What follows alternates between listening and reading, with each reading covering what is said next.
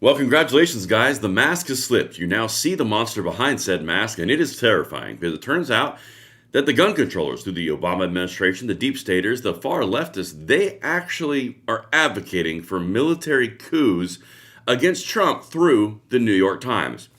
I wish I could be making this stuff up. Everything that I'm about to show you is linked right down there in the description box below. And guys, as you filter in here, make sure we've got audio, we've got video, because this is one of those things that you guys need to be aware of, your opponents, because the people who want to destroy your freedoms are actively out here encouraging military coups and lamenting the fact that the military didn't do it when Trump took over the police in DC. This is bananas. I'm going to show you every single thing that they said. I'm going to show you every single individual involved. And wouldn't it be amazing if I could just connect the dots between some very large liberal players? Yeah, I'm about to. Everything's linked. Hit that like button, subscribe to the channel, turn the notification bell on, because you alone have the ability to help me grind towards 600,000, which every single time that we get closer, the left cries and laments themselves a little bit more. All right, people, I see you guys getting in here. This is exciting. That's what I'm talking about. Notification came through. My God in heaven, I'm going to buy a lottery ticket. All right, people, listen. I want to invite each and every one of you guys to come and support the mission over at the Second Press. We are diving so deep into new technologies, old technologies, new distributions, new media. Guys, this is the way that we are going to defeat the left and send them crying for the next 20 years. You buy me a cup of coffee, and it's like you're pouring it in the face of a leftist every single time. Me, Katie, our entire team. It's up to you guys. There's a link in the description box below. Please consider funding and joining the fight. We've got all sorts of exclusive discounts starting tomorrow with something dropping. And I will see you on there. Make sure you hit it. Secondpress.co. Let's get into this, guys. All right, listen. Whew, this one blows my mind. All right, we got enough people in here. We are good. Audio and video is excellent. This is sweet. Check this out. Okay, before I do, I see a comment. Not gonna happen. Yeah, I'm not saying it's gonna happen. The point of this is showing you what they're lamenting openly in the media.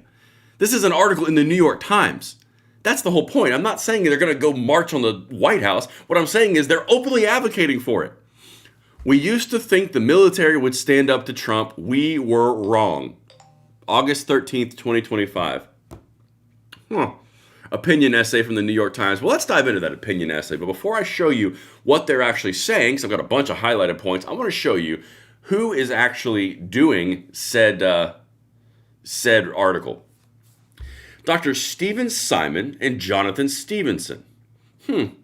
Mr. Simon held senior positions in the State Department, which was run by Hillary Clinton, remember that little fiasco, and the National Security Council. Well, that's a deep state organization. Mr. Stevenson served on the National Security Council staff during the Obama administration. Wait a minute. Lines and ties and direct connections between Hillary Rodham Clinton and Obama in an article lamenting the fact that the military has not stood up to Trump right there. Yeah. Brought to you by the same people who said you and I are evil. You know, that whole J6 thing, and because we dare have our gun rights. Yeah, the same people. Just want to throw that out there. Let's get into this, though, people. This is something that's really, you got to understand. It's just mind-boggling, the stuff that they feel comfortable posting. And thank you for the emojis and the hearts and the likes and the hundreds. I see them all flying through. Thank you guys, each of you. All right. By ordering 800 National Guard troops to Washington on the pretext of an illusionary crime wave. By the way, D.C. has more gun crime than anywhere else in the United States, and it's a gun-free zone, and now it's an illusionary gun crime. Okay. President Trump has further dragged the U.S. military into domestic law enforcement. In a move credibly perceived as an ominous test case, this continues what the administration started in California in June as part of its deportation efforts. You mean where the National Guard was deployed because a bunch of leftists were burning the entire city to the ground, waving Mexican flags and attacking federal officers? You mean that? Or when Gavin Newsom was standing down and Mayor Karen Bass was sitting there saying oh, this is horrible, we can't enforce federal law? You mean that? Guys, the level of gaslighting here is next level. But don't worry, we're getting into the military coup because this is the next sentence. They didn't pull any punches. They didn't even bury the lead. They went right after it in the second paragraph. Unfortunately, though, we and others had hoped that the military would only respond to calls to action in American cities and states kicking and screaming. We no longer expect resistance from that institution. What? You expected a military coup? Okay.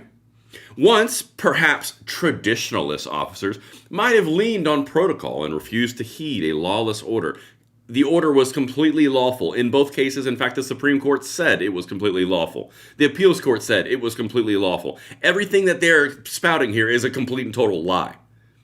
But anyway, taking inspiration from the generals Mark Milley and James Mattis, who resisted the uprooting of established military standards in the first term. But today, general officers are no longer seeing themselves as guardians of the constitutional order. Everything's constitutional. They do this thing, and they do it with gun rights all the time. That's why this overlap between the gun world and the normal, like the standard politics is so important, because the overlaps are stark. They do this all the time to us in the gun world. Oh my God, norms, and it's for the safety. Can you really trust the American population with their freedoms? Because it is our responsibility, and it's our due diligence to deliver freedom and safety. First one, yes. Second one, no. You're supposed to stay out of the way.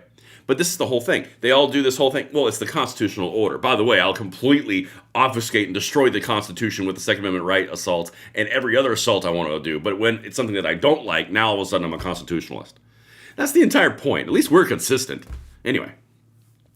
Recent changes to the terms of the military's employment by the Pentagon and its members' incentives to career advancement will ultimately overcome any constitutional and moral qualms about their conduct. It's completely constitutional.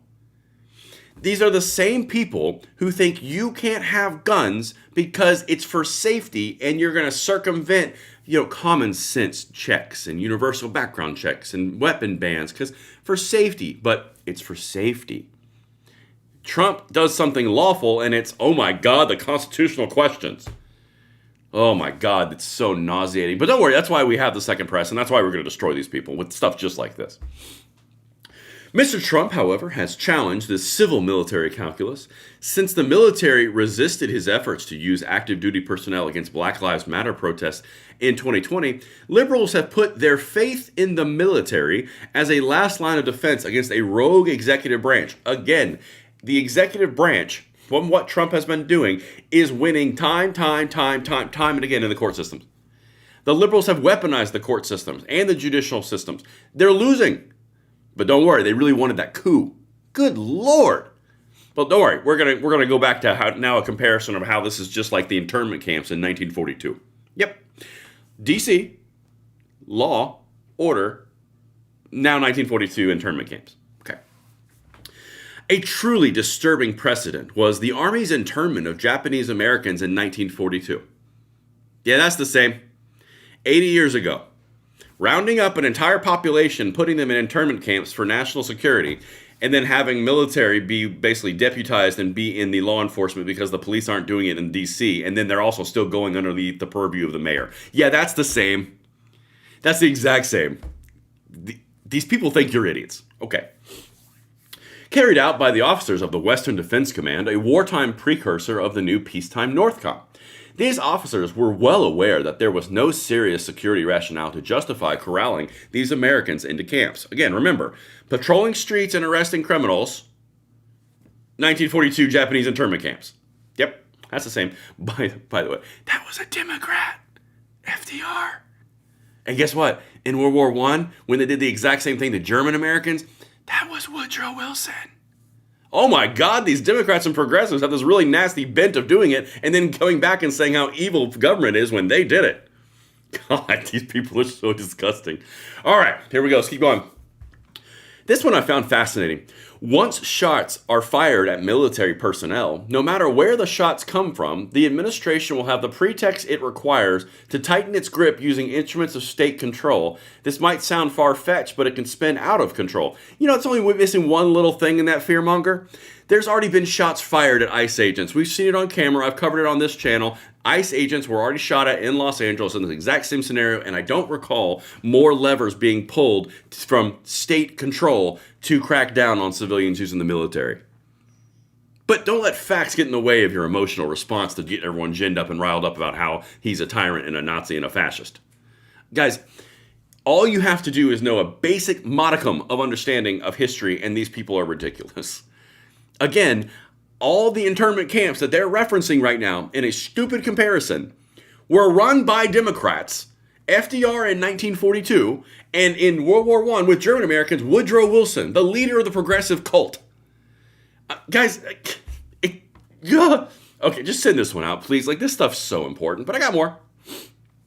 I want to wrap this up right here with the same guy to give you a little bit more background of who the incredible author is, and then I've got a little video because this video is shorter than I thought it was going to be so far. Stephen Simon teaches at Dartmouth, big Ivy League school, and held senior positions in the State Department and at the National Security Council. Again, both deep state apparatus. Jonathan Stevenson is a senior fellow at the International Institute for Strategic Studies and the managing editor of Survival. He served on the National Security Council staff during the Obama administration and was a professor at strategic studies at the U.S. Naval War College. Come on, guys, you're killing me. Not you guys, but they're killing me. And actually, I'm going to go right back to the next thing. I want to put a little cherry on top of this because we're only 10 minutes into this video, and I got something you guys need to see. All right, listen. If you have not been following this channel, and let me hear you in the comments and the chats, and I love the emojis, thank you. If you guys have been following this channel for the past 6 to 8, 9 months, you know that I've been hitting on the basically unraveling of the Democrat Party on a cultural level, right? The identity that the entire thing is falling apart. They may win elections in certain points in time, but the overall identity underlying buttress, everything, basically the ideas underlying and buttressing the whole party are dying and going away. Yeah. Victor David Hanson, who's a smart guy, he just said the same thing. Listen to this. I think you'll enjoy this little snippet. I do think they lost the 2024 popular vote, the Electoral College vote. They don't have the Congress. They don't have the White House. They don't have the Supreme Court. They're 30-70 on the 30 side of all these issues from crime, the environment, energy, the border, illegal immigration. And they're frustrated. They're angry because now Donald Trump is doing something they never imagined anybody would do. He's not treating the symptoms of the progressive pathology. He's talking about the sources. So he's going after the institutions that indoctrinate people in the university, NPR, PBS, the elite law firms, and that's setting them on fire because they understand that they always exercise power irrelevant of whether they actually had political power. They had cultural, social influence. All right.